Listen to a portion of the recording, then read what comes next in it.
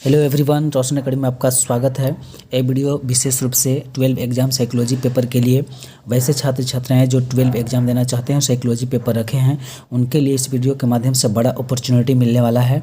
आप लोग इस वीडियो को देखें, लाइक करें, शेयर करें, सब्सक्राइब करें और बेल आइकन को दबाना ना भूलें ताकि आपको सबसे पहले नोटिफिकेशन प्राप्त हो। तो चलिए हम बात करते हैं चैप्टर 7 यानी सामाजिक प्रभाव एवं समूह प्रक्रम पर। इसके अंतर्गत जो भी आपका एक इम्पोर्टेंट VVI क्वेश्चंस बनते हैं, इसके अंतर्गत जो भी आपको निचोड़ ला करके दिया जा रहा है, सभी प्रश्नों और उत्तर से हम रूबरू होंगे और सभी पर हम चर्चा करेंगे। तो चलिए बिना समय गवाते हुए आपको लेके चलते हैं चैप्टर 7 सामाजिक प्रभाव एवं समूह पर। तो चलिए इसका पहला और इसके पीछे आपको वीडियो दे दिया गया है 6 चैप्टर तक आपको, अब 7 में आपको हम करवा रहे हैं। तो चलिए 7 में पहला प्रश्न क्या बनता है हम आप लोग बात करते हैं। तो चलिए देखिए 7 का क्या है, इन द माइंड्स ना ऑफ मैन नामक पुस्तक किसने लिखी। In the minds of man नामक पुस्तक किसने लिखी। A William, B Gardner Murphy, C Karl लेविक्स, इसके बाद डी डिक्की आर्थर। आप बताएंगे क्या आंसर होगा इसका। ए में विलियम, बी में गार्डनर मर्फी, सी में कार्ल लेविक्स, डी में डिक्की आर्थर। क्या आंसर होगा आप लोग बताएंगे। इसका आंसर ए हो जाएगा विलियम। आगे देखेंगे दूसरा प्रश्न क्या है, निम्नलिखित में कौन अंतर द्वंद्व की परिणति है। ए समूहों के बीच संप्रेषण अच्छा हो सकता है, बी समूह एक दूसरे पर विश्वास करते हैं, सी एक बार द्वंद्व प्रारंभ होने पर अनेक दूसरे कारण द्वंद्व को बढ़ाने लगते हैं, और डी में है इनमें से कोई नहीं। आप आंसर करेंगे, इसका आंसर क्या होगा। चलिए इसका आंसर बी हो जाएगा, समूह एक दूसरे पर विश्वास करते हैं। आगे देखते हैं क्वेश्चन नंबर 3, भीड़ में कोई संरचना नहीं होती है, बी लोगों का व्यवहार अविवेकी होता है, सी आत्मीयता की भावना नहीं होती है, डी उपयुक्त में से सभी। इसका आंसर क्या होगा आप लोग करेंगे। कमेंट बॉक्स में आप लोग जरूर आंसर लिखें, आपका कॉन्फिडेंस बढ़ेगा, आप ओमआर सीट को अच्छी तरह से फिल करेंगे। तो चलिए आगे देखते हैं क्या है इसका आंसर। भीड़ में इसका आंसर डी हो जाएगा, उपयुक्त में से सभी। आगे देखेंगे चौथा प्रश्न क्या है, समूह संरचना कब विकसित होती है। ए जब सदस्य अलग अलग क्रिया करते हैं, बी जब सदस्य परस्पर अंतः क्रिया करते हैं, सी जब कोई सदस्य अकेले कोई कार्य करता है, डी इनमें से कोई नहीं। आप बताएंगे क्या आंसर होगा। समूह संरचना कब विकसित होती है। ए जब सदस्य अलग अलग क्रिया करते हैं, बी जब सदस्य परस्पर अंतः क्रिया करते हैं, सी जब कोई सदस्य अकेले कोई कार्य करता है, डी इनमें से कोई नहीं। आप आंसर करेंगे चौथा। चलिए इसका आंसर बी हो जाएगा, जब सदस्य परस्पर अंतः क्रिया करते हैं। आगे देखेंगे क्वेश्चन नंबर 5 में, निम्नलिखित में कौन अंतर द्वंद्व की परिणति है। चलिए आगे देखेंगे 5वां क्वेश्चन, निम्नलिखित में कौन अंतर द्वंद्व की परिणति है। ए भूमिकाएं, बी प्रतिमान, सी प्रतिष्ठा, डी इनमें से कोई नहीं। आप इसका आंसर करेंगे, क्या आंसर होगा।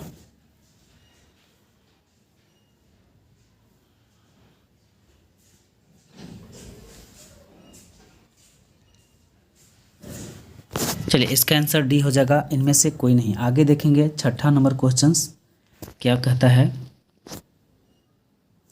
प्राथमिकता समूह। ए में व्यक्ति अपनी पसंद से जुड़ता है, बी पूर्व विद्यमान निर्माण होते हैं, सी में मुखोन्मुख अंतःक्रिया नहीं होती, डी सदस्यों में किसी प्रकार की शारीरिक समीप्य नहीं होता। आप लोग बताएंगे प्राथमिकता समूह।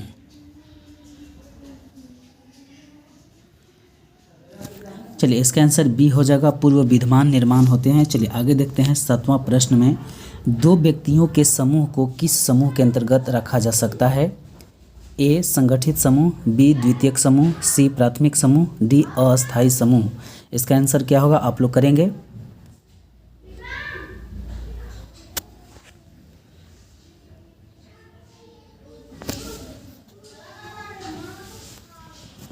चलिए इसका आंसर सी आंसर हो जाएगा प्राथमिक समूह। आगे देखेंगे 8वां नंबर प्रश्न, विचारों, प्रेरणाओं, आवश्यकताओं तथा अथवा उद्देश्यों के परस्पर विरोध के फलस्वरूप पैदा हुई विक्षोभ या तनाव की स्थिति क्या कहलाती है। ए द्वंद्व, बी तर्क, सी कुंठा, डी दमन। क्या आंसर होगा आप लोग करेंगे। चलिए इसका आंसर ए हो जाएगा द्वंद्व। आगे देखेंगे 9वां प्रश्न, परिवार एक समूह का उदाहरण है। ए प्राथमिक समूह, बी द्वितीयक समूह, सी संदर्भ, डी इनमें से कोई नहीं। तो चलिए इसका आंसर ए हो जाएगा। देखिए परिवार और पास पड़ोस ये प्राथमिक समूह के अंतर्गत आते हैं। द्वितीयक समूह विद्यालय और शिक्षक जो होते हैं ये द्वितीयक समूह के अंतर्गत या गौण समूह के अंतर्गत इसको कहा जाता है। ठीक है, प्राथमिक समूह के अंतर्गत परिवार, पास पड़ोस, समाज भी प्राथमिक समूह के अंतर्गत आते हैं। चलिए आगे देखते हैं 10वां नंबर क्या है क्वेश्चंस।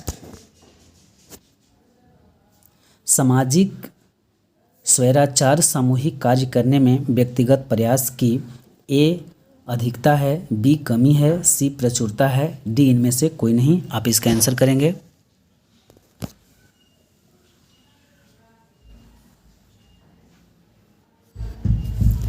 चलिए इसका बी आंसर हो जाएगा कमी है। आगे देखेंगे 11 नंबर प्रश्न में, सामाजिक स्वैराचार सामूहिक कार्य का एक उदाहरण है।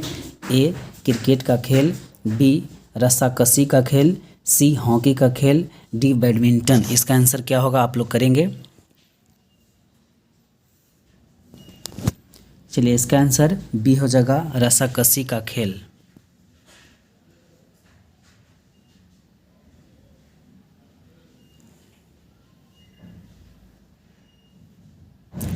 देखिए इसमें आपको दो आंसर हो सकता है, दो आंसर होगा ही। ठीक है, ये आपका क्रिकेट भी होगा। ठीक है, सामाजिक स्वैराचार सामूहिक कार्य का एक उदाहरण है तो क्रिकेट खेल भी होगा। देखिए सामाजिक स्वैराचार समूह कार्य का एक उदाहरण है, क्योंकि क्रिकेट भी आपका सामाजिक स्वैराचार समूह का एक उदाहरण है और रस्साकसी का खेल भी, ये दोनों है।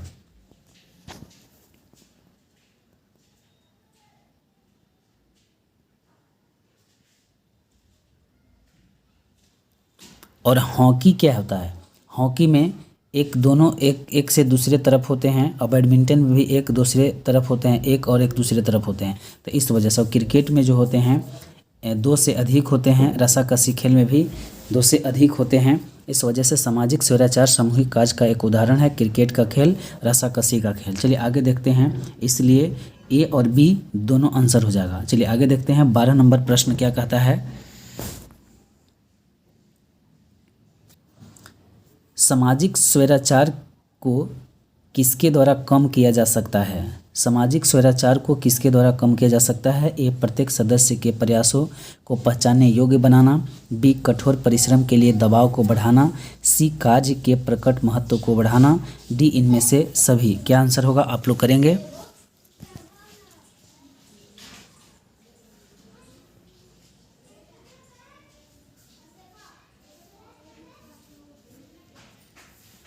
चलिए इसका आंसर डी हो जाएगा, इसमें से सभी। सामाजिक स्वैराचार किसके द्वारा कम किया जा सकता है। प्रत्येक सदस्य के प्रयासों को पहचानने योग्य बनाकर, कठोर परिश्रम के लिए दबाव को बढ़ाना, कार्य के प्रकट महत्व को बढ़ाना, ये सभी से हो जाएगा। सामाजिक स्वैराचार को कम किया जा सकता है। चलिए आगे देखते हैं 13 के क्या होगा आंसर। समूह के अंतःक्रिया और विचार विमर्श के परिणाम स्वरूप समूह की प्रारंभिक स्थिति की प्रबलता को कहा जाता है। ए समूह ध्रुवीकरण, बी अनुपालन, सी आज्ञापालन, डी इनमें से कोई नहीं। इसका आंसर क्या होगा आप लोग करेंगे।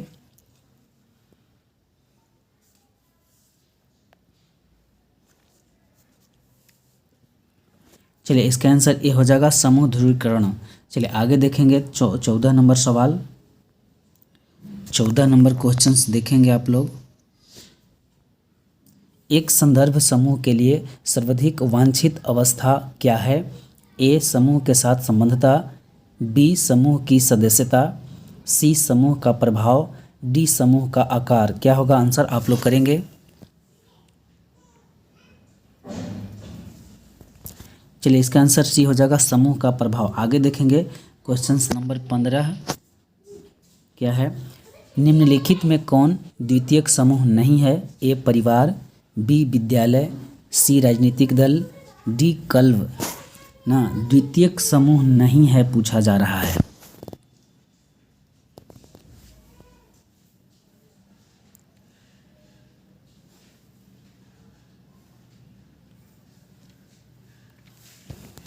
तो चलिए इसका आंसर ए हो जाएगा। पीछे हम ऊपर भी हम बताएं, अभी जो अगला जो पीछे जो क्वेश्चन चला गया उसमें हम बताने का काम किए थे। प्राथमिक समूह, द्वितीयक समूह जो आपको सामने आया। परिवार क्या है? प्राथमिक समूह है। द्वितीयक समूह में विद्यालय आता है, राजनीतिक दल, क्लब, ये सब आते हैं द्वितीयक समूह के अंतर्गत। चलिए आगे देखते हैं 16 नंबर प्रश्न क्या कहता है। सामाजिक प्रभाव के समूह प्रभाव प्रक्रमों में निम्नलिखित में से कौन सा एक शामिल है? ए अनुपालना, बी आंतरिकीकरण, सी अनुपंथीकरण, डी इनमें से कोई नहीं। इसका आंसर क्या होगा आप लोग करेंगे? चलिए इसका आंसर ए हो जाएगा, अनुपालना।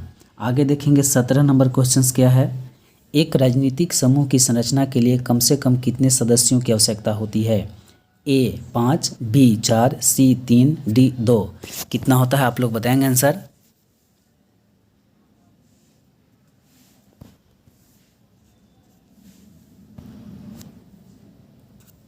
चलिए इसका आंसर 2 हो जाएगा। एक सामाजिक समूह की संरचना के लिए कम से कम कितने सदस्यों की आवश्यकता होती है? एक सामाजिक समूह के लिए कम से कम 2 गो। चलिए आगे देखेंगे 18 नंबर क्वेश्चंस।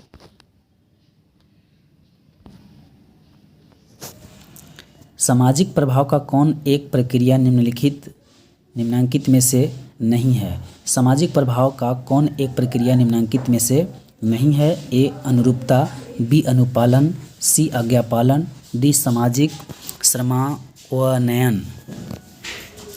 बताएंगे आप लोग क्या होगा इसका आंसर? चलिए इसका आंसर डी हो जाएगा, सामाजिक समन्वयन। चलिए आगे देखते हैं 19 नंबर सवाल क्या कहता है। निम्नलिखित में द्वंद्व समाधान की युक्ति कौन सी है? ए प्रत्यक्षण में परिवर्तन करना, बी समझौता वार्ता, सी अंतर समूह संपर्क को बढ़ाना, और डी इनमें से सभी। आप बताएंगे क्या आंसर होगा?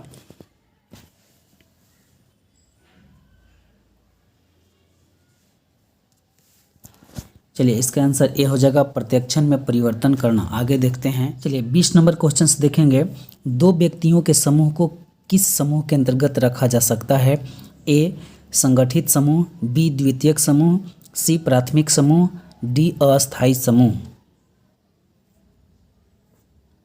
तो चलिए इसका आंसर सी हो जाएगा, प्राथमिक समूह के अंतर्गत। दो व्यक्ति को प्राथमिक समूह के अंतर्गत रखा जाता है। चलिए आगे देखते हैं 21 नंबर प्रश्न क्या कहता है। निम्नलिखित में कौन द्वितीयक समूह नहीं है? चलिए इसका आंसर ए हो जाएगा, परिवार जो है द्वितीयक समूह नहीं है। आप नहीं पर ध्यान देंगे। पूछ रहा है कि द्वितीयक समूह नहीं है, तो परिवार द्वितीयक समूह नहीं है। चलिए आगे देखेंगे 22 नंबर क्वेश्चंस। सामाजिक प्रभाव के समूह प्रभाव प्रक्रमों में निम्नलिखित में कौन सा शामिल है?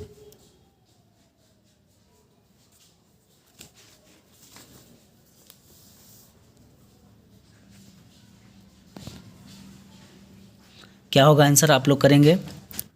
तो इसका आंसर चलिए आप अनुपालना हो जाएगा। सामाजिक प्रभाव के समूह प्रभाव प्रक्रमों में निम्नलिखित में कौन सा है शामिल है?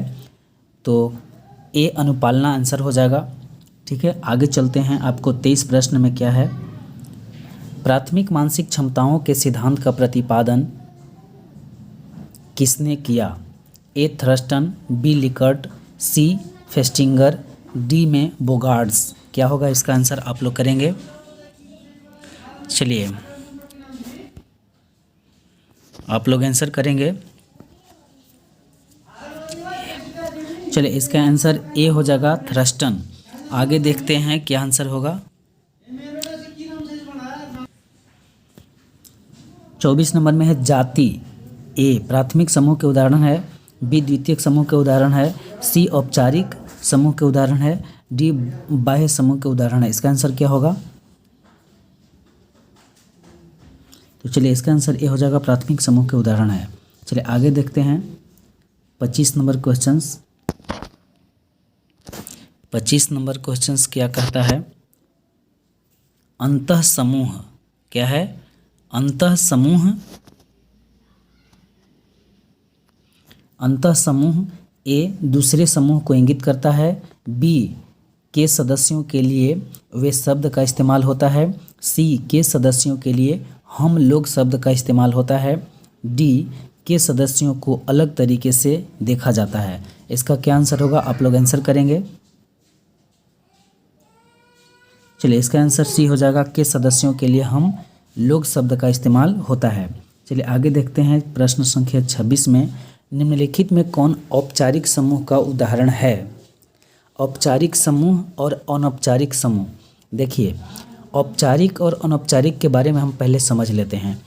अनौपचारिक वो होते हैं जो बच्चा घर में जन्म लेता है, जिस मातृभाषा में जन्म लेता है, जहाँ पलता बढ़ता है, जिस समाज में रहता है, जिस पास पड़ोस में रहता है, उसको हम अनौपचारिक कहते हैं। ठीक है।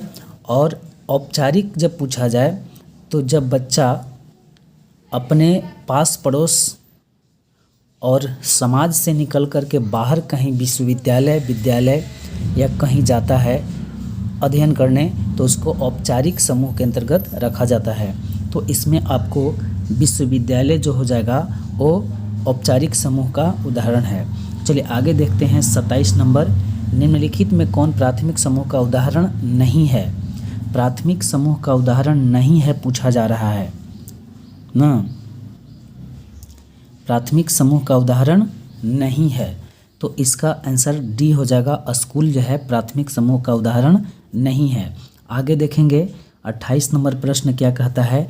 द्वितीयक समूह के सदस्यों में ए संबंध कम निरयोक्तिक होते हैं, बी संबंध अप्रत्यक्ष होते हैं, सी संबंध प्रत्यक्ष होते हैं, डी संबंध अधि आकृति वाले होते हैं। इसका क्या आंसर होगा? आप लोग आंसर करेंगे। चलिए इसका आंसर बी हो जाएगा, संबंध अप्रत्यक्ष होते हैं। द्वितीयक समूह के सदस्य में संबंध जो होते हैं वो अप्रत्यक्ष होते हैं। ठीक है। तो चलिए आज का गाइज इतना ही, फिर हम अगले वीडियो में मिलेंगे। आपको इस वीडियो को देखने के लिए थैंक यू, धन्यवाद। आप लोग कैसा वीडियो लगा लाइक कमेंट करें और शेयर करें, ताकि दूसरे दोस्तों को भी अच्छे से एग्ज़ाम का पेपर हो सके। तो आप लोग लाइक शेयर भी करना ना भूलें, और फिर हम तुरंत आप लोग के सामने दूसरे पार्ट का हम वीडियो देने का काम करेंगे। तो चलिए आज का इतना ही, जय हिंद।